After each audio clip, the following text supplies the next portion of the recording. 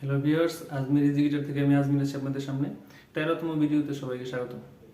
তো আজকে আমরা আলোচনা করব একটা কর্ড আমরা কিভাবে ধরবো বা কোন কোন নোট ধরবো, এটার যে একটা গ্রামার, কোন কোন নোট প্লে করলে এটা একটা কর্ড হবে বা এটা ফর্মুলাটা কি। তো আজকে আমরা মানে মেজর এবং মাইনর কর্ড নিয়ে আলোচনা করব যে এই কর্ডগুলো কিভাবে আমরা তৈরি করি বা কিভাবে আমরা প্লে করি। আমরা মুখস্থ করে ধরে শিখি, কিন্তু এটার পিছনে যে গ্রামারটা আছে অনেকেই জানি না। তো এক্সাম্পল হিসেবে আমি সি কর্ড দিয়ে শুরু করি, সি মেজর কর্ড। তো একটা মেজর কর্ডের কোন কোন নোট থাকে? সি মেজর কর্ডে সি নোট থাকতে হবে। প্রথম হচ্ছে সি নোট। তো সি নোট কোনটা? তো এখানে ফার্স্ট ফ্রেটের সেকেন্ড স্ট্রিং যদি আমরা ধরি, এটা সি নোট। তো এটার সাথে আর কোন কোন নোট প্লে হবে?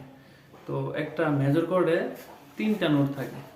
ক্রমান্বয়ে যদি আমরা কাউন্ট করতে যাই, 1 5 8, সি যদি 1 হয়, 2 3 4 5, এই 5 হচ্ছে ই, এরপরে 6 7 8, 8 হচ্ছে জি।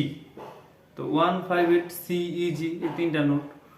তো এই 3টা নোট তো এক স্ট্রিং এর মধ্যে বাজানো সম্ভব না। তো আমরা যেভাবে ধরলাম, এই প্রত্যেকটা স্ট্রিং এর মধ্যে, এক একটা স্ট্রিং এর মধ্যে সি ই জি এই 3টা নোটের একটা একটা নোট আছে।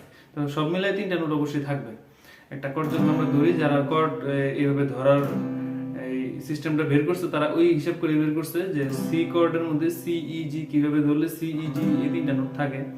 তো আমরা একটু দেখি আসলে এখানে সি ই জি এই 3টা নোট আছে কিনা। উপরের নোট, উপরের যে স্ট্রিংটা, এটা ওপেনে, এটা যেহেতু আমরা ধরতেছি না সি কর্ড ধরার সময়, সেহেতু ওপেনে ই ই নোট প্লে হয়। তো সি ই জি এর মধ্যে ই নোট আছে এখানে। পরেরটা হচ্ছে আমরা থার্ড ফ্রেটে যখন ধরি 5 নাম্বার স্ট্রিংটা, তো এটা সি নোট প্লে হয়। তো সি ই জি এর সি আছে। এরপরে হচ্ছে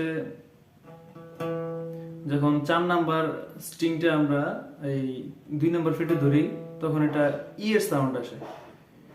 এরপরে হচ্ছে 3 নাম্বার স্ট্রিংটা ওপেন থাকে, ওপেনে এটা জি, তো সি ই জি এর জি। এরপর হচ্ছে 2 নাম্বার হচ্ছে সি, এই এরপরে নিচেরটা ওপেন ই। তো দেখা গেল কি সি ই জি এই 3টা নোটের বাইরে কোনো নোট নেই। তো 1 5 8 হলে এটা একটা মেজর কর্ড, আর মাইনর কর্ড হচ্ছে 1 4 8।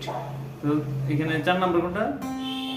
1 2 3 4, 4 হচ্ছে ডি শার্প। তো এই সি, এই মাইনর স্কেলের মধ্যে, সি মাইনর কর্ডের মধ্যে সি ডি শার্প জি এই 3টা নোট থাকবে। সি ডি শার্প জি এই 3টা নোট থাকলে এটা সি মাইনর কর্ড। তো এইগুলো মানে মেজর কর্ড মাইনর কর্ড চিনার যে সিস্টেম এটা। তো একটা স্কেলের মধ্যে আমরা কোন কোন কর্ড প্লে করব, এই কর্ডগুলো কিভাবে তৈরি হয়, তার ফর্মুলাটা হচ্ছে এরকম। প্রথমত একটা স্কেলে আমরা জানি মেজর স্কেলে 7টা নোট থাকে, মাইনর স্কেলে 7টা নোট থাকে। তো সি থেকে যদি আমরা শুরু করি, তাহলে আমরা এই প্রথমে কোন কর্ড প্লে করব? প্রথমে সি কর্ড প্লে করব। আর প্রথমে সি কর্ড কেন প্লে করব, এটার ফর্মুলাটা হচ্ছে এরকম। এই টোটাল তো 12টা নোট আমরা জানি। 12টা নোটের মধ্যে আমরা এই সি মেজর স্কেলের এক্সাম্পল হিসেবে দিই। আপনারা অন্যান্য স্কেল পরবর্তীতে নিজেরাই বের করতে পারবেন যে কোন কোন কর্ড প্লে করতে হবে, এটার গ্রামার নিজেরাই বুঝবেন। তো একটা এক্সাম্পল হিসেবে আমি এই সি মেজর স্কেলটাই দেখাই। তো সি মেজর স্কেলের প্রথমে সি নোটের সাথে আমরা কোন কোন নোট ধরবো। তো সি মেজর স্কেলে কি কোন কোন নোট থাকে? C D E F G A B, এই 7টা নোট থাকে। এই 7টা নোট নিয়ে আমি হিসাব করব। তো এই 7টা নোট যখন আমরা ধরবো, অন্য সব নোট বাদ, এই সি মেজর স্কেলে অন্য কোনো নোট নাই, ওইগুলা বাদ, এগুলা হিসাবে আনবো না। তো এই 7টা নোট নিয়ে আমরা কর্ড বানাবো। তো প্রথমে সি এর পরে আছে ডি, তো ডি স্কিপ করে ইতে চলে যাবো, মানে একটা করে স্কিপ করে করে আমরা যখন নোট ধরবো তখন দেখবো জিনিসটা হয় কি। তখন সি এর পরে ডি বাদ ই, আবার এফ বাদ জি। তো একটা একটা করে বাদ দিলে কি আসতেছে? সি ই জি। তো সি ই জি এই এটা মেজর না মাইনর? এটা ওই যে 1 5 8 এর মধ্যে পড়ে, এই কারণে এটা হচ্ছে মেজর কর্ড। তো সি মেজর স্কেল প্রথম নোট হচ্ছে সি। তো সি কর্ডটা মেজর হবে, কারণ এটা একটা করে বাদ দিলে কি আসতেছে? সি ই জি এই 1 5 8 আসতেছে, এই জন্য এটা মেজর কর্ড। পরেরটা কি? পরে হচ্ছে ডি নোট। ডি নোট এটা মেজর হবে না মাইনর হবে? তখন ডি এর এই পরে কোনটা যেটা স্কিপ করব, ডি এর পরে ই স্কিপ করব, স্কিপ করে এফ রাখবো। এফ রাখার পরে জি স্কিপ করে দিব, জি স্কিপ করার পরে থাকবে কি এ। তো ডি এফ এ, ডি নোডের সাথে ডি এফ এ এই তিনটা রেখে বাজাইতে হবে। তো ডি এফ এর পরে 148 এর মধ্যে ক্রমান্বয়ে যদি কাউন্ট করেন দেখবেন যে 148 হয়ে গেছে। তো 148 যদি হয়ে যায় তাহলে এটা হচ্ছে ডি মাইনর। ই এর ক্ষেত্রে ইজিবি, তো ইজিবি হচ্ছে যদি ক্রমান্বয়ে কাউন্ট করেন দেখবেন হচ্ছে 148 এর মধ্যে পড়ে, তাহলে এটা মাইনর। তো এফ এর মধ্যে কি পড়ে, এফ এস সি 158। এই ক্রমান্বয়ে যদি কাউন্ট করেন দেখবেন এই 1 নাম্বার, 5 নাম্বার, 8 নাম্বার এই তিনটা আসতেছে, তো এফ মেজর হবে।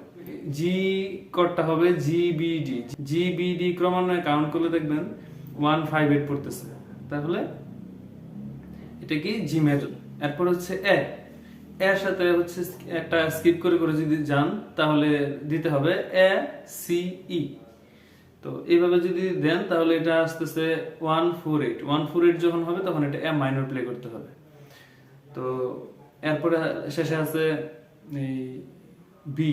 তো বি এর সাথে এই বিডিএফ এই তিনটা আসলে 158ও হয় না, 148ও হয় না, এটা হয় আসলে এই 147। তাহলে এটা মেজরও না মাইনরও না, এটা সাউন্ডটা শুনতে আসলে এই যে একটু আনকমন লাগে, এটা একটু ভয়ঙ্কর একটা সাউন্ড। তো এইটা সাউন্ডটা হচ্ছে বি ডিমিনিশ। তো এই কারণে এই মেজর মাইনর বাইরে তো শুনতে ভালো লাগে না, এই জন্য এই কর্ডটা সি মেজর স্কেলে এই কর্ডটা সাধারণত ব্যবহার করা হয় না। তাহলে সি মেজর, সি এর পরে D minor, E minor, F major, F এর পরে জি মেজর, এরপরে এ মাইনর, এরপরে হচ্ছে বি ডিমিনিশ আমরা ব্যবহার করি না।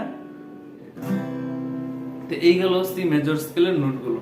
তো এই নিয়মে আপনারা ফলো করে মেজর মাইনর স্কেলে কোন কোন নোট থাকে এটা তো আমরা জানি, ওই নোট থেকে আমরা কোন কোন কর্ড বাজাবো এই ফর্মুলায় আমরা যে কোনো ওই স্কেলে কোন কোন কর্ড হবে আমরা বুঝতে পারবো। তো ধন্যবাদ সবাইকে সাথে থাকার জন্য।